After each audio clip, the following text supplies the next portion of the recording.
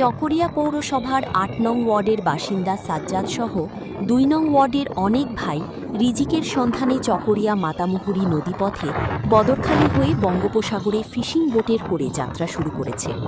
গন্তব্যে পৌঁছাতে সময় লাগতে পারে অন্তত ২ থেকে ৩ দিন। আল্লাহ সবাইকেই হেফাজতে রেখে আবারও চকরিয়ায় বাবা মায়ের কোলে ফিরে আসার তৌফিক দান করুন। আল্লাহ আমিন।